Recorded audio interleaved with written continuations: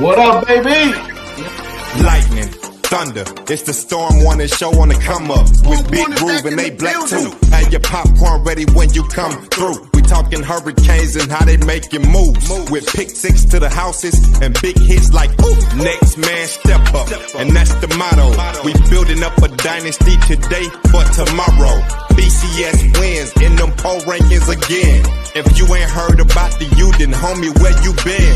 It gotta be something in the water. Cause when it come to them trenches, you know the Canes is digging harder. If the legacy don't kill them, then the speed will. When you see that you on your schedule, just know that ain't gonna be no cheap thrill. Leave it all on the field. Been doing that for years. Play the game like how you practice, that's what it is. Canes causing havoc on the field. Hit the op so hard that they gon' have to go back and game plan and run drill. The game on the line on fourth, we gon' go. And keep on coming up like the Storm Warning show. Yeah.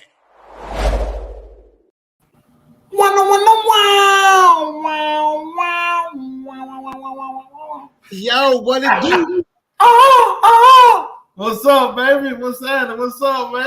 What it do? What it do, man? We back in the building. You know how we do. We back in the building, you know. Been a little minute, you know, my man, you know what I'm saying? My brother from another mother, you know, had to take care of some stuff, you know what I'm saying? And it's all good, you know, sending shout outs to his family, you know. Appreciate it, my man. You know, I love the Groove family.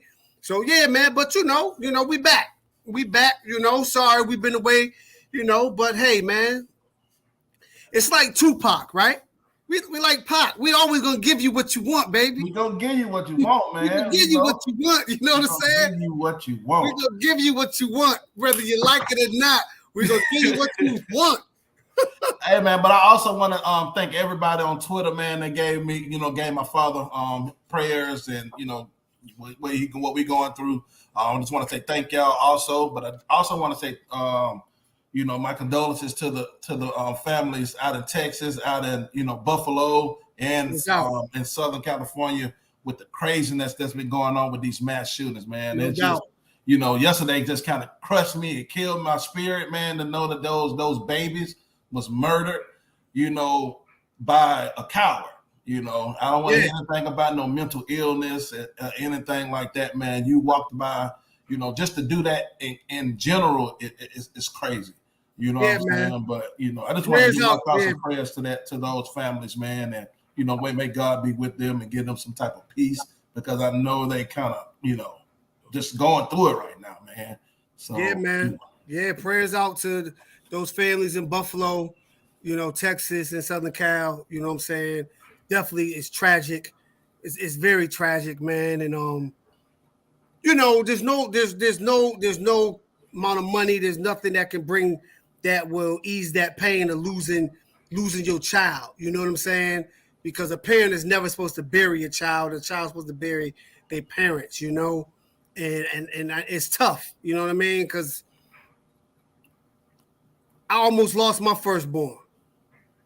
Like, my son, 7 days on this planet, he went into total renal failure, total kidney failure, shut down.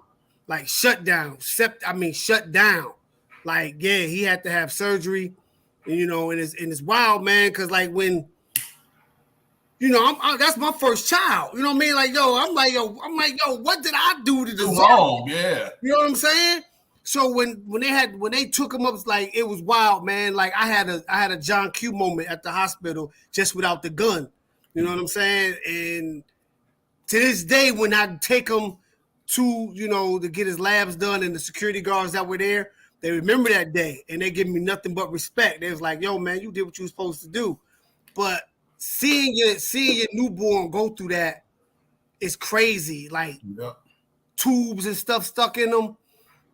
But when he had his surgery, he started to heal himself.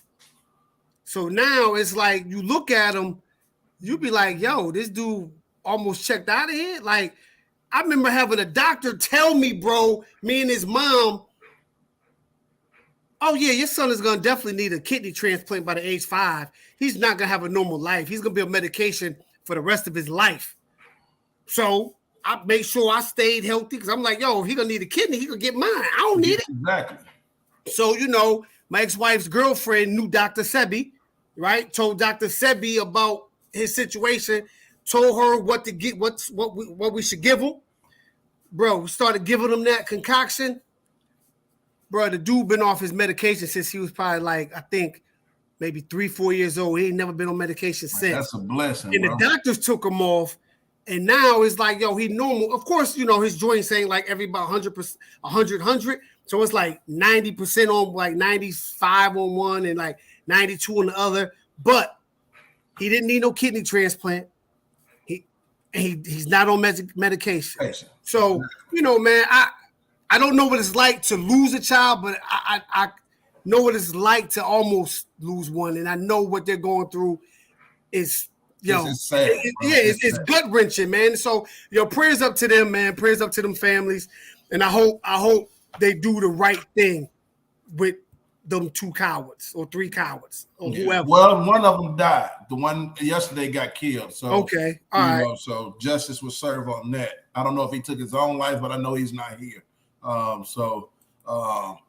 Yeah. But what's up, Sean, man? There ain't nowhere. Hey, man, ain't no reason to get worried, man. Me and Black ain't going nowhere. That's my dog. Exactly. Yeah, we good, baby. Like, we good. On my guy Max them show, on their show. You know what I'm saying? They do their thing. You feel me? Right. I'm like, yo, man. We here. Like, yo. So let's jump in on some stuff, man. I've been out the loop, man. I ain't really been been following a lot of stuff, but I do be active on social media.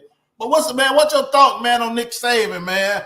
Kind of throwing Texas A&M, Miami under the bus, man. What's up, man? What's your thoughts, man? Hey, look, man. I kind of went in on Coach Saban yesterday, and I'm gonna go in on him a little bit today. I really think that's a sucker duck move, because the reality of it is, right. All of y'all are doing dirt. Sorry to hear that, Birdstone, man. Sorry to hear that. I just said that. All y'all doing dirt. Bama, come on, y'all paying players. And look, and this is the telling thing, right? And this is what I didn't say last night, but I thought about it after the fact, right?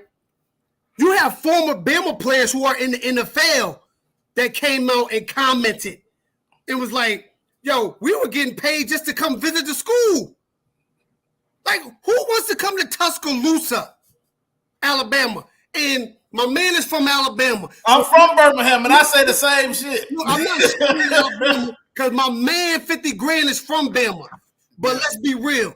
If we're talking 18-year-olds, right? And they want to go to college, and let's say no money's involved, no money, and you had to pick between going to Southern Cal, Texas, Georgia, or Miami, where you going? You're going to LA and you're going to Miami first. Only thing I would say, only people I would say probably would choose Alabama are the kids that's from Alabama. Exactly. That's from there. That's from you there. You know what I'm saying? Because like I said, it's nothing in Tuscaloosa. Right. It's nothing. So and all the players come to Birmingham, which where I'm from, to party. And it was crazy when he said that. I know one of my friends was on the national championship team, the first one in 2009. And I texted him and was like, bro, why Saban doing that? You know I was down there partying with y'all, bro. Why he doing that? All he could do was laugh. You feel what I'm saying? And another individual I know personally, I like he was like my little brother. I know he wasn't able to get that SRT. Bro, hold on, bro, because I remember you told me, like, yo, he has 5 car dealerships. I'm just saying, bro. Like 5 car dealerships. But exactly. the telling thing is this. This is like the telling thing, right? You're talking about another school where the head coach used to be your assistant. Exactly. And the head coach of that school said, well, go ask some of the coaches that coach with him, and you will see about his dealings and his tactics of how he got to where he is now. But what I said last night, bro, when I said, when people talk about Nick Saban, how great he is, why don't they never mention the Michigan State Nick Saban? See, but with people, like with boxers, Ali, Mike Tyson, they always talk about when they got beat. They talk about that. They mention that because that's a part of their legacy. Exactly. No matter what. It doesn't take from Ali being great or like the greatest or whatever, or Mike Tyson. Don't take away from how great Mike was. But guess that's a part of their legacy. It's part of who they are. Why does college football and the analysts, everybody seem to want to erase those Michigan State times? Why? Because he wasn't great? Because he wasn't winning the Big Ten? Because he wasn't going to the national championship game? Yep. That's a part of who he is. They talk about Jimmy Johnson at Oklahoma State. Like, yeah, he couldn't beat Oklahoma until he got to Miami, which is a fact. Yeah. It doesn't mean Jimmy Johnson wasn't great, because to me, Jimmy Johnson is greater than Nick Saban. Period. I can like this, and this is why I say that. Yes, Nick is great in his own right, but Jimmy Johnson revolutionized college football, right? Jimmy Johnson was the first cat to take linebackers, make them DNs, take big safeties and make them linebackers for speed, take big DNs, I think, and make moving the D tackles, and whatever. The 4-3 speed. Everybody adopted that philosophy. It's remnants of that right now to this day. To this very day. Yeah. Jimmy Johnson revolutionized that. When he went to Dallas, he revolutionized how you use draft picks and how you trade and all of that. The draft board. He started that. That's why. And also to kind of piggyback on what you said, me personally, I think it's either a toss-up between, like you said, Jimmy Johnson and Pete Carroll. Far as the greatest college coach, I would give, like I said, just because Jimmy was first at doing it, right? Kind of give him the nod. But Pete Carroll, both of those guys have the same time. They did it at both levels. They dominated at both levels. Yeah. You know what I'm saying? Just like the Cowboys was dominant, the Seahawks was dominant. Look, it's funny you say that, right? Because I mentioned Pete Carroll last night. I said even Pete Carroll, I said they talk about when he failed as a head coach in the NFL with the Patriots first. They talk about that, right? So I'm like, Dallas, if Jerry Jones wouldn't interfere, Dallas probably would have won. Well, they wouldn't have won in 94 because the 49ers were just that good. They were going to win it. But Jimmy could have had at least 4 Super Bowls. At least 4. He would have won 3 because he won 2 in a row. The 49ers would have won in 94. Jimmy would have doubled down and won in 95 if he was there. Yeah. Right? You know what I'm saying? Because they won in 95 with Barry Switzer, but that was the team Jimmy Johnson put together. That's all I'm saying is I'm like, Nick is great, but what people another thing people fail to realize, most of all the Jimmy losses at Miami came in his first year. Came that first year. But for him to throw another program under the bus for doing the same thing, to having the same tactics that he's doing is wrong. It's wrong. It's cowardly. Hey, look, like my man Chris said, he said, why are you throwing the basketball? Why are you throwing the basketball players under the bus? Right. They don't even play football. They don't even play football. Like, and it's kind of like, and what pissed me off about the situation, it's like, Nick, bro, you've been on top of college football since 2009. Yes. What else do you want? Are you upset because the playing field is level? Yes. Texas has more money than Alabama football program. Way more. Way more. So just get used to being able to have to use your coaching skills to win football games. Hey, check this out, That's bro. all it is. Hey, check this out. Texas in donations for football program. I think last year they got like something like 62 million or something like that just in donations to the program. Wow. It's between 42 to 62 million, the most in the country, bro. Like the most. Y'all hit that like button. Smash that like button. Appreciate that. Appreciate that. But like John Louise, Louise said, he said, yo, these players are signed to an NIL deal. They're getting their money the legal way. Exactly. They having to perform a task to get this chili. You feel what I'm saying? Come on, Nick. I'm like, come on, Coach Saban. Like, yo, like it's not a good look. It's not a good look at all. It's almost like, bro, check this out. Me, you, one of my boys and one of your boys, we a crew. And we at the University of Miami, right? or whatever. But there's some other cats who aren't on the football team, and they talking to girls, and they telling girls, oh, man, look, don't get with Black and Groove in them, because all they want to do is sleep with you. But that's all y'all want to do. You just doing it another way. Yeah, you just doing it another way. You just trying to hate on us to try to gain a leg up. But any real woman could see through that and be like, yo, why you gotta hate on another man to get with us? Speak your game. Exactly. You know what I'm saying? Speak your game. That's just like with the negative recruiting. Like I've always said on every show I've been on, and it's all timestamped, if my sons are good enough to get recruited at any school, once you come into my house, I need you to sell your program. Don't talk about another program in my house, because that's when I'm going to end this visit short. Because I don't need you to bash another team for me to like you.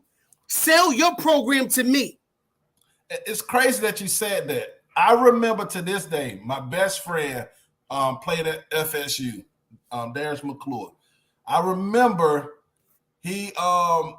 Auburn came in for the visit because he was committed to Auburn at the time, and got word that he was supposed to go on his official to FSU. And they came out with a booklet talking about the Florida State crackheads or something crazy like that. Dog in Florida State. And you know what that did? It pushed him to go to Florida State. But it's kind of like, you know what I'm saying? It's like, why y'all don't have to? And then because I'm not going to name the recruiter because he's actually on Texas A&M staff right now.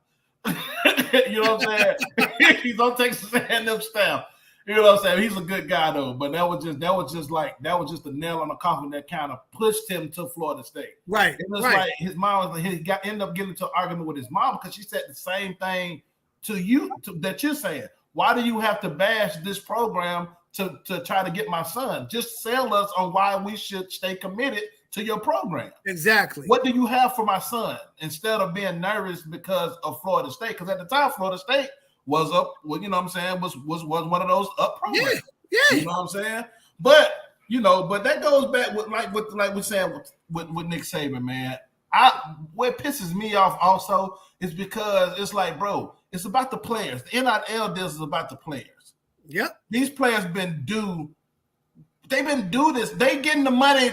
I feel like they're getting all the money now that the player should have been getting, that you and I should have been getting.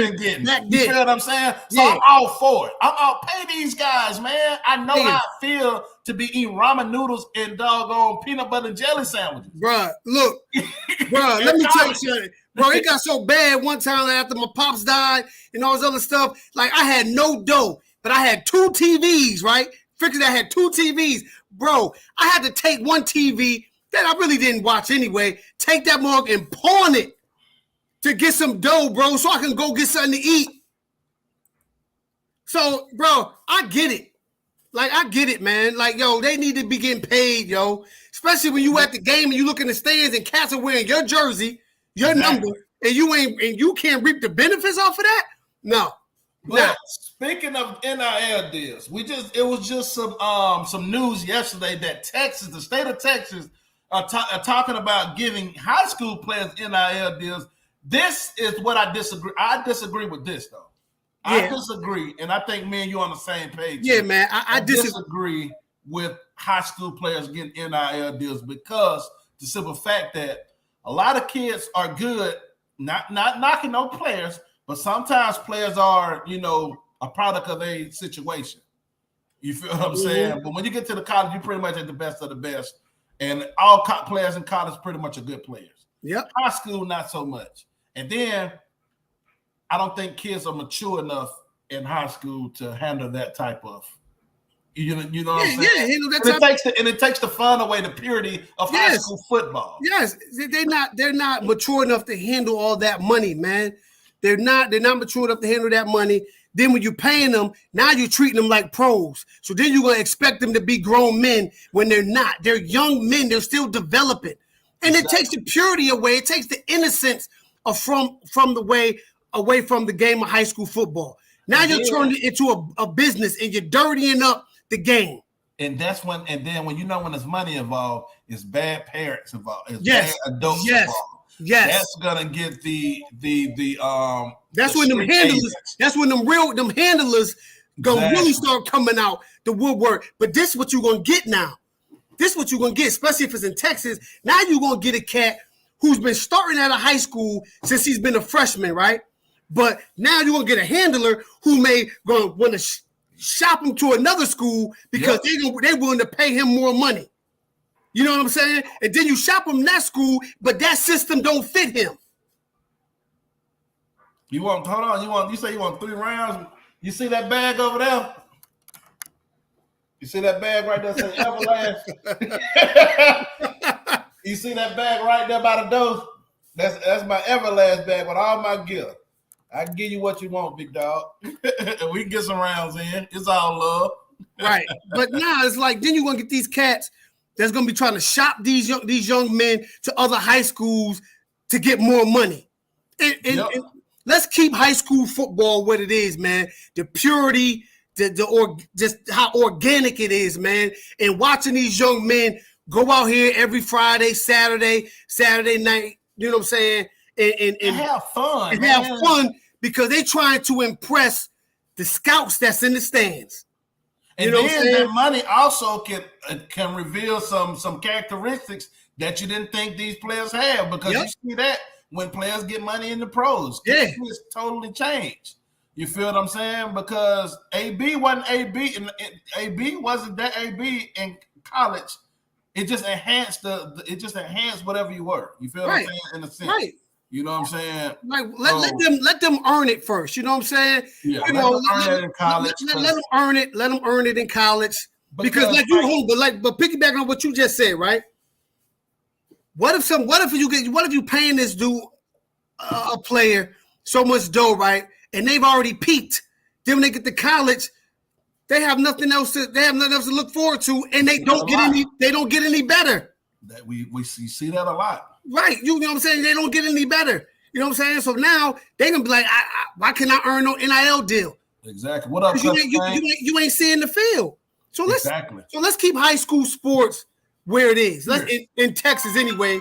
Let's keep it where it is. Yeah. Because you got to think, bro, in college, man, college is a business. Once you get that, a lot of people, and it's not down to anybody that didn't play college football, but it's just an experience thing. Honestly, bro, college football wasn't really fun once I got to college. Because it was fun, but then you realize it's a business.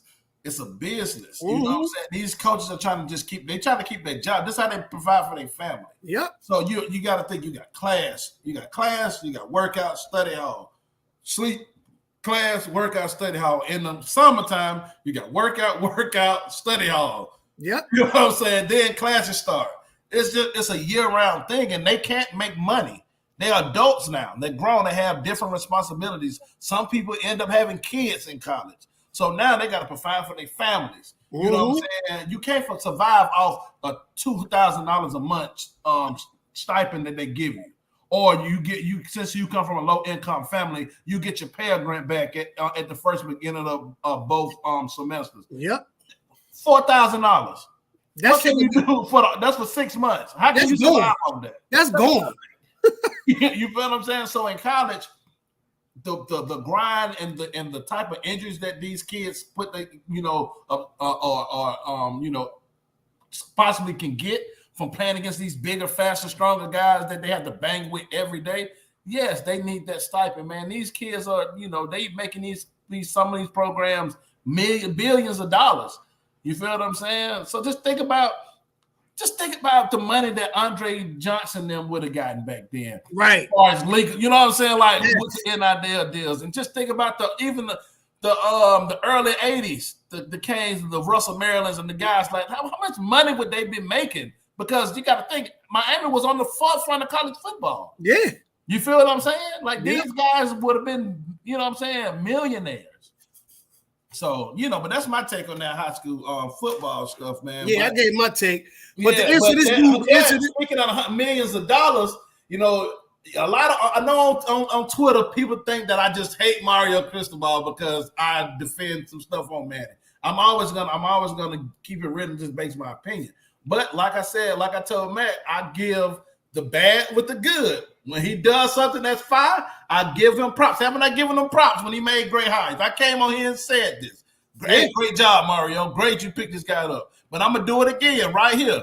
Mario, this $100 million facility that y'all getting ready to put up for these players in this program. Hey, big ups to y'all for that, man. You know what I'm saying? So, because this is game changing. This put us right up in the mix with the big boys. Yeah, you know what I'm saying? This $100 million all negative shit that you can say about us. Yeah, $100 million facility will put us in the top 5 in facilities, maybe the top 3, right? Maybe top 3. Plus, Mario been at Bama, he's been at Oregon, so he's seen what top-notch facilities should look like. Hold on, Black. That's, Chris got a question. Hey, Black, my question is: are we talking about Nick Saban? Do you guys think Mario could do the same thing that Nick did when? I mean, with time, but my thing is this with Mario. I've always said that nobody can build a program up in just 2 or 3 years. If he's allowed I feel like his aura, his expectations are so high. I don't know if the masses are going to allow him to be here long enough to build it. Do I believe we can do it next year? I think we can have a pretty good damn season next year based off the talent that we already have, and it's not knocking anything far as with him with recruiting. I think 5 years from now, we could be running college football. You know what I'm saying? But he got $8.5 million out of contract. He got to show and prove now. You feel what I'm saying? To me, you know what I'm saying? Yeah. But I'm willing to give him X amount of years to make sure the program is where it needs to be, because I don't want to go through this damn coaching search again in 3 years. I'm just telling you that now. Yeah, right.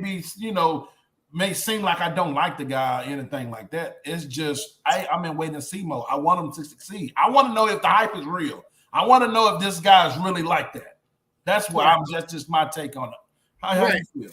In my opinion, in 3 years, I think he can have us. I think he can have us in contention in the playoffs in 3 years. In 3 years, I really do, because I look at what he did as far as bringing in all those great linemen when he was at Bama, what he did as a recruiting factor in Oregon, now what he's doing here now, but now with like the $100 million facility, like my man said, is the game changer. Me and Groove were being recruited, and we go in there and we sit down and we in there together, and our parents are in there, and he say, "Yo, this is the future of Miami," and he lay that blueprint out, and we looking at it, and we like, yeah, this is the new weight room. This is what this is gonna be. We got 100-yard indoor practice facility. This is the training table. This is the recovery room, the hyperbolic chambers. We got this, we got that, or we got a floor dedicated to nothing but NIL deal to educate you and things like that. So we sitting there, we like, oh, and the new dorms are already built. So now we looking at each other like, do we really want to go to Tuscaloosa? Like, yeah, exactly. We looking at each other like, yo, this, like we like this may be the spot. And then when we leave from him, we go hang out with the players, and now we get to see the city life. We get to see the Miami life. We like, don't you know if we come here, like, yo, we could be stars. Like, what up, Tony? What up, Tony? Like, yo, we could be legends.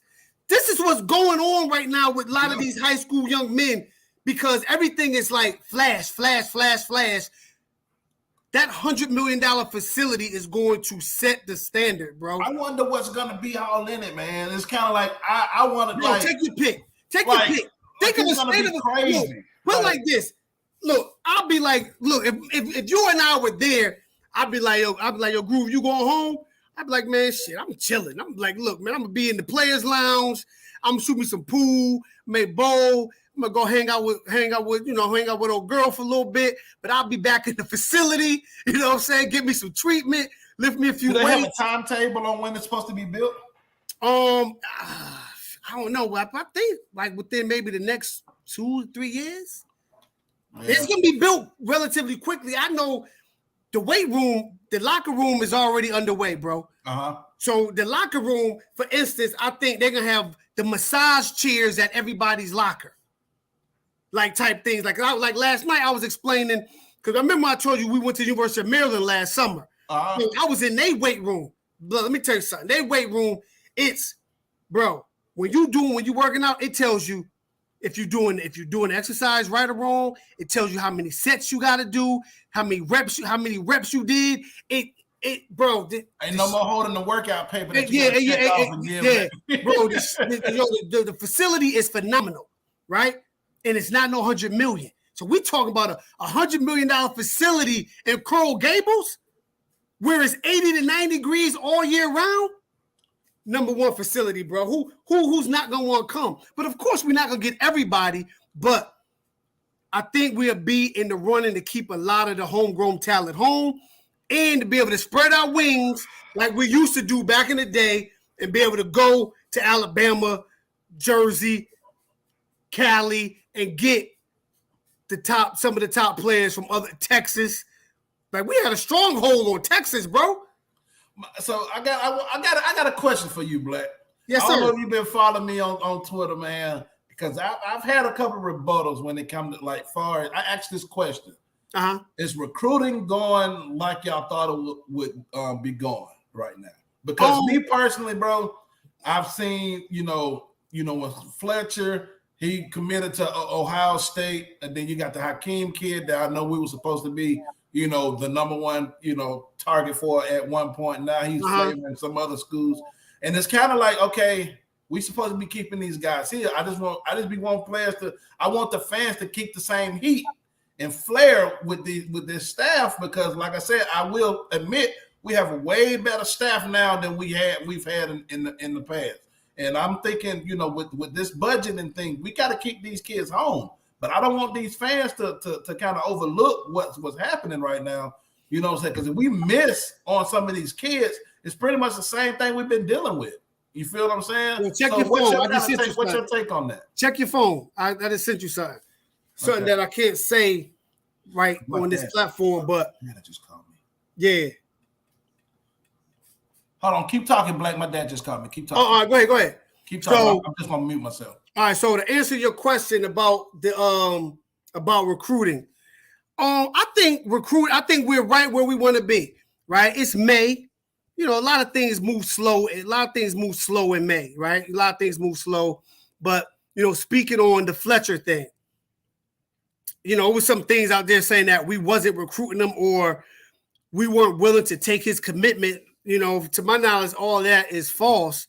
You know what I'm saying? Like my man Groove was asking me that earlier, and I'm like, no, we're still recruiting him. We're still recruiting him hard.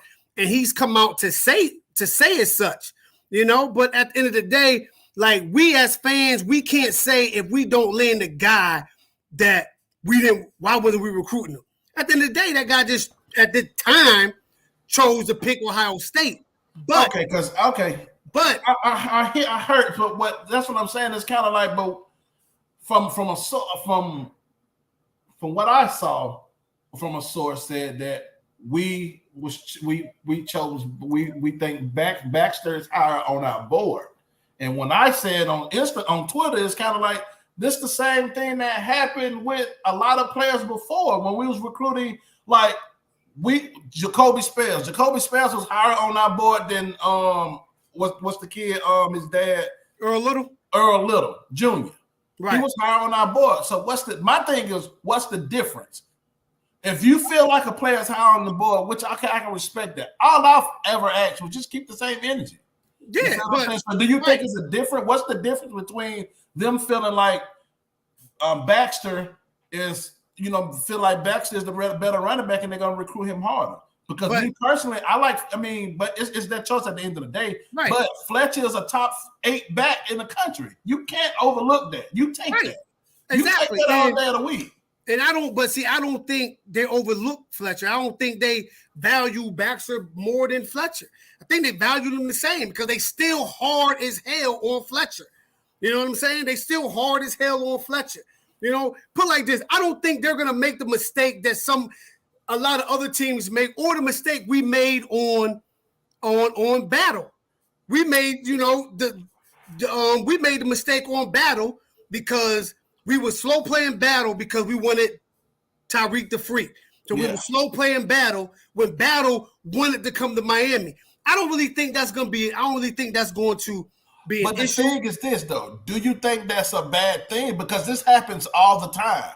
This happens all the time. Because you got to think. Remember, Devontae Smith was coming to Miami.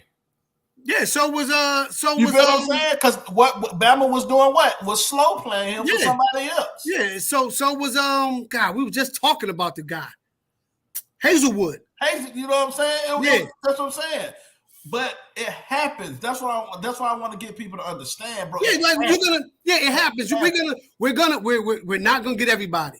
So when we don't, it's not the end of the world.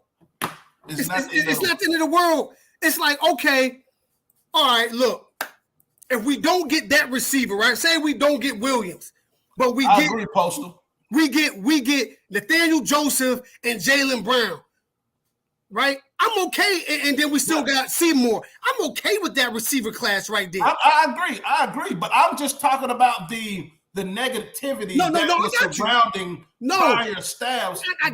Now it's kind of seemed like, okay, now y'all see. Now it's okay, but it's like, okay, this has been going on. We can't get anybody. You got to think, what's Alabama's best defensive player ever come through Alabama? And it ain't been recent. It ain't been since Nick Saban. They best. What was my man name? Played in the NFL a long time. Linebacker from Miami. Played at Alabama. God dog, what's it? Bennett. Cornelius Bennett. Oh, Cornelius Bennett. He played for Buffalo. I think it was one of them. He was one of the top players out of Miami, but he went to Alabama in Miami heyday. It happens, bro. When Miami never got everybody. Snoop Menace from Miami. Where he go? He went to Florida State. Yeah, we don't get everybody. You know, you can't get everybody. The state is too big, too rich with talent, man. You know what I'm saying? So like, you can't get everybody. It's just the ones we get. Gotta make it count. Yeah, give them all the love, all their flowers for coming to Miami, and hopefully they get developed very well and put us back to where we're supposed to be. And I think with the staff that we got, like honestly, bro, let's be real. If you got Charlie Strong coaching linebackers, how can you fail as a linebacker if you got one of the best linebacker coaches in the past 20 years in college football coaching you? How can you not be successful? That's true.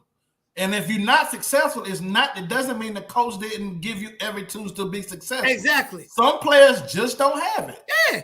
And some players are just meant to add depth. Exactly. And guess what? As a player, you also have to work on your craft. Yep. On your own. So that means extra film work in the weight room, on the field work. You know what I'm saying? If you know coveraging is one of the weak areas of your game. So now you work on your cover skills. You work on your cover skills and your backdrop and and your kick slide or your weave to get out into the flat. All that helps. All that stuff helps. So it don't always totally fall on the coach. Sometimes it falls on you as the player by putting in that extra work. But like I always say, you can't get upset with the results that you don't get from the work that you don't do. Period.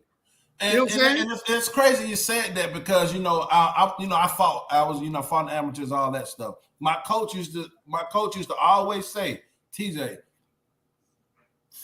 boxing doesn't end once you leave the gym. If you want to get to where you want to go, you have to do stuff outside the gym. I can't be with you when you got to run your mileage. Yep. You got to shadow box on your own. You can shadow box and work on your craft at home. Yep. You don't have to be in the gym to work on your craft. You feel what I'm saying? Some of the best, they say, okay, I was doing this, such and such at home. I was watching film. Football is about really knowing what to do and where to be. Anticipation. And it's repetition. Repetition. You feel what I'm saying? So just because a player don't turn out to what we think it's going to be, it's not always on the coach. It's not always on the coach. You know what I'm saying? Like you said, Charlie Strong, he has a reputation of building linebackers. So how can you say he can't develop? You feel what I'm saying? I got a question for you, bro. Uh-huh. Do you want... Hold on. Fletcher Hopefully we get Fletcher. I think Fletcher's my favorite back in high school right now. So let me ask you the Baxter kid. What's up, brother? What's your question? So my question is, do you want the super fast guy, like, just fast, the super athletic dude, or do you want the football player? I want the football player. As far as running back, I want the guy my running back. Just at any position. I want the smart guy I want the smart football guy. I want the guy that's gonna work, because I've witnessed slow, don't have all the athleticism, player become great. Ray Lewis, prime example. Ray Lewis wasn't the biggest and the fastest. No. But it was smart. Yeah. Earl way faster than Ray Lewis. And you know what? It's funny you say that, right? Because I was like, I couldn't wait, because I was like, man, I want to talk about, like, you remember when some people say that Dan Morgan is the best linebacker ever at the University of Miami, but Ray Lewis is the best pro. Mm-hmm. I can agree, but then again, I got another thought on that, right? Because I was watching, I like to go back and watch old games. So I was watching the 95 Orange Bowl when we played Nebraska. And watching Ray Lewis just totally dominate that game, right? I said to myself, Dan Morgan's not a better linebacker than that guy right there. He has more stats because he stayed at Miami for 4 years. Mm-hmm. Right? He accumulated all them because he stayed at Miami for 4 years. Ray was only there for 3 years. But if you watch Ray in those games, I'm like, there's no coincidence why he became what he was in the league. He was that in college. Yeah. He was that in college. Like, go, and he true freshman. Like, true freshman, he went up against some dogs. And you watch this. I went back and I watched that Nebraska game, bro. Ray was dominant in that game, right? Not taking off of Dan Morgan. Dan Morgan is still great. Mm-hmm. One of the best to do it. But I can't say I really can't say hands down that he was the best. He may have the most accolades. Yes. I give him that. He has the most accolades. But to say he was just hands down the best linebacker ever at the University of Miami, I can't say that. Like, just Cuban Kane. Diaz had top QB, DB, where at the time I expect more from Mario. I was told Mario was a top recruit and would not see any. We wouldn't lose any South. I agree. I mean, hopefully he can correct the ship in a few years, but right now he's not. But China Day is far away. Hopefully that he keeps those guys home. Chris, I think we can win the ACC. I think so too. I think we can win the ACC next year as well. Amari Cooper, yep. Jaden, yep. Yeah, it was a lot of other stuff too. A lot of people don't know. He was actually coming to Miami though. Don't forget Robert Washington. Didn't he decommit? Oh yeah, no, I'm talking about this. Yeah, Robbie, he committed. I thought he committed. Him and his brother, twin brother. Derek Thomas. That's who I'm talking about. Yeah, Derek Thomas. That's the guy name. Derek Thomas. Exactly. He's the best defensive player ever come out of University of Alabama. Let's be real. Miami paid to get Thomas. There's no way. Hey, bro, he did it. I'm just saying, but he went. Whatever the case may be, he was there, bro. Yeah, Derek Thomas. You can't get all of them, but you can get your fair quota. Yes, we got to get the quota. We got to get the top of the top. Crazy, Miami was crazy and probably wanted to leave. Yeah, that's true. If he leave, I'm glad you said this, Tony, because if he left Miami back then, he just wanted to get away. Because there's no way you leave that to go to play at Alabama, which Alabama was, still was a respected program at the time. That Nebraska killed us in that game. Nebraska was legit back then. I mean, they killed us in the second half because we kind of wore down, but you got to think, didn't they have Tommy Frazier? They had Tommy Frazier. They had Lawrence Phillips. But you know what I'm saying, like, bro, these are Tommy Frazier is one of the. He was Vic before Vic. You know, I mean, like, he didn't get the respect that he deserved. He's an all-time great quarterback. Yeah, you got to understand, like, that Nebraska team the following year was one of the greatest teams ever. Ever, yeah. You know what I'm saying? But Ray Lewis and Warren Sapp that game, like, yo, yeah, they played. They put them big boy pants on that game, and they balled out. Yeah. Like, hey, I always tell, like, hey. Number 99, the QB killer. If you see this, it's a play in that game that stands out that I would never forget. Lawrence Phillips is 220, ran a 4.4. Yeah. He's coming 2-4 hole. You're coming from the right side. So of course, to your left, you shoot the gap. Lawrence Phillips runs by you. You grab him with one hand. Horse collar back now, but don't call it back then. But you grab this man with one hand and snatch this man back. I was watching the game. I said, yo, that play, that dude is strong. That play stands out. I'll never forget that play. One of the greatest plays that I've seen Warren Sapp make amongst many that he's made in the league. But yeah, man, QB killer number 99, bro. But just gotta move on with topics, man. It's summertime, man. So summer workouts starting to ramp up. We seen Wesley and Romello Brinston post on social media. I also seen Citizen. Citizen. Also Citizen. That kid's look, but people don't sleep on Citizen. That kid, he has something that can get him some playing time. Bro, let me tell you, I wouldn't be surprised if he don't play. That dude is ripped.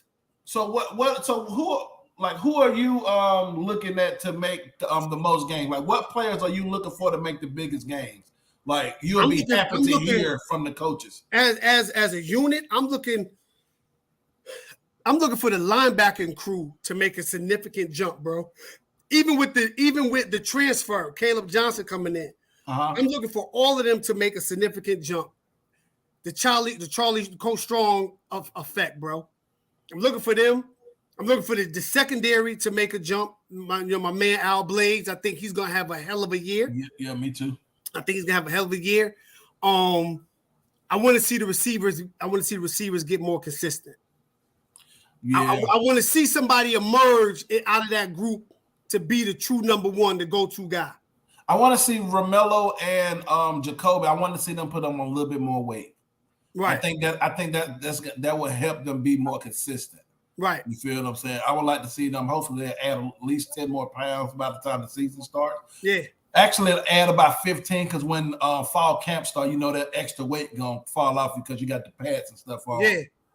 So those two players.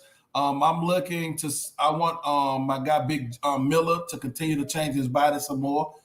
He did a hell of a job last year changing his body, and I just want him to build on top of that and become, a stable force for us up the middle. And the linebackers, like you said, I want to see Chase Smith add the necessary size needed to make a claim at one of those linebacker positions, man. I'm just really looking forward to the younger players to get their bodies where they need to be so they can contribute. Not really worried about the running backs. The transfer D linemen, Lichtenstein, Messidor, Jackson. Those older guys. This is a sense of, I'm not really worried about those guys working because there's a sense of urgency for them.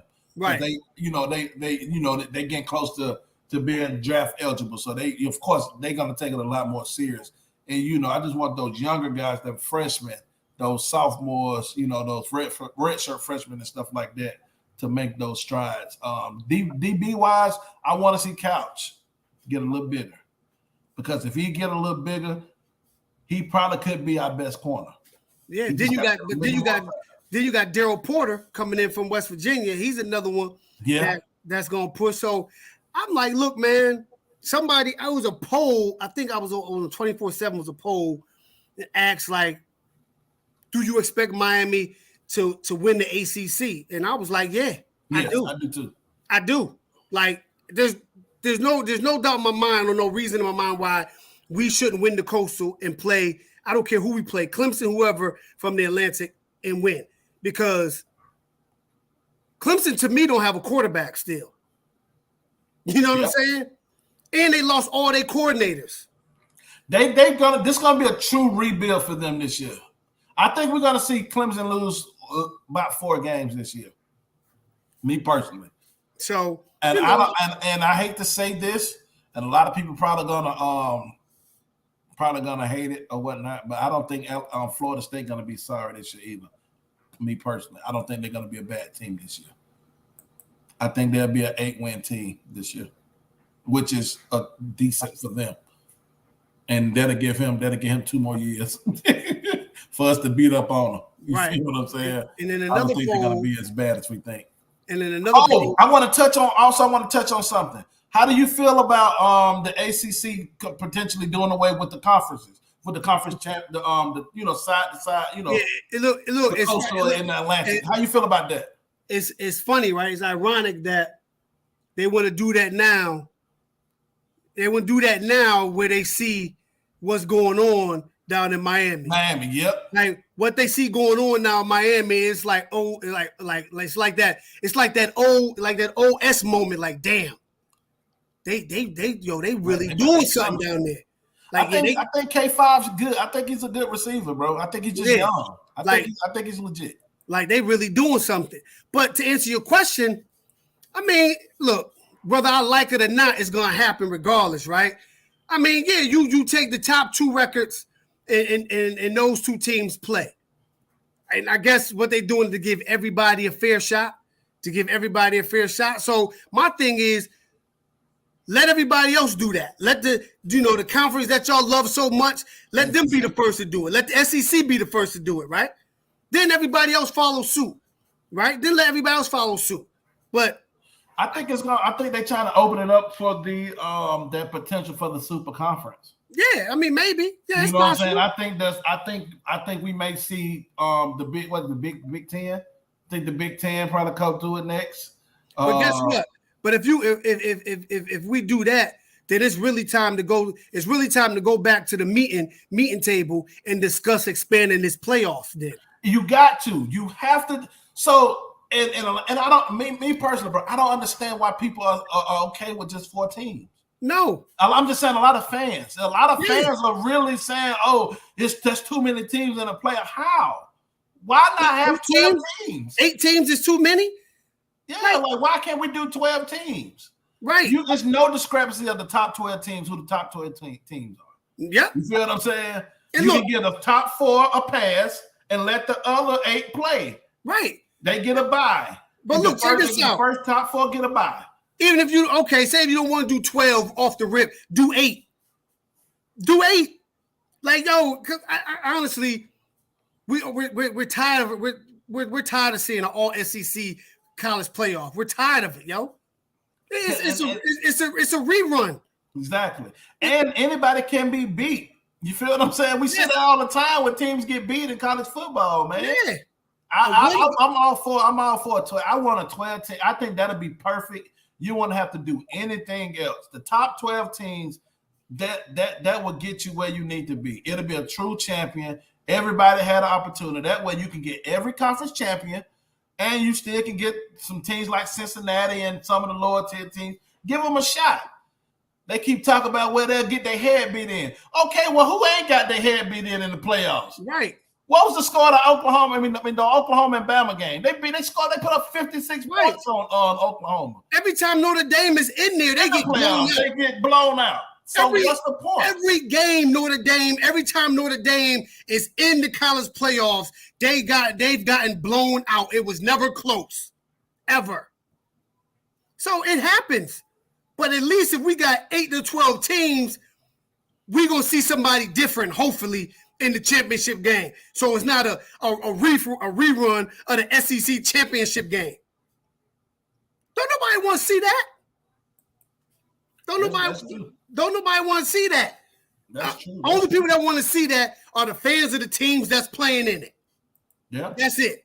I think they got with these NIL deals, man, I think the NIL deals will help with the expansions of the playoff because it's chance for players to market a lot of different products. Yep. You feel what I'm saying? Yeah. So that NIL deals can't help us get to where we need to be far as with those with the expanded playoffs. And don't be surprised if you start seeing players with sponsor patches on their jerseys. Like, bro, if the FCS, Life Wallet, you're gonna see Life Wallet on the team jerseys. And look, if the FCS, D2 and D3, NAIA, if they can have a playoff system, we the Power 5 exactly. big boys, right? D1 big boys. Why can't they do it? Why can't they figure it out? Figure it out. Figure it out. That's why March Madness is that's why March Madness viewership is so large, because it's a one game elimination, baby. Yep. One game, 64 teams. One and you're done. That's it. That's why everybody that's looking at us right now in the rewatch squad, everybody watches March Madness. Yep. Because that's the only time I watch college basketball. Yeah. It's the only time you're gonna see a 16 seed be the number 1 seed. Yep. Like, it happens. It happens, and it's time that, and they talking about, guess what? You'll make more money with a 12-game or 12-team playoffs. You'll still make your money. Exactly. You'll still have your other bowl games. They just start the season. You just start the season a week early, or cut out. Well, you don't even got to do that. Just cut out all the BS games, the BS cupcake games, the little cupcake games. Cut out the cupcake games. I'm like, give them an extra. If you feel that much about player durability, give them an extra bye week. Right. Give them an extra bye week. Cut out one of those cupcake games. You feel what I'm saying? Or you can use that like a fall game type deal. It don't count.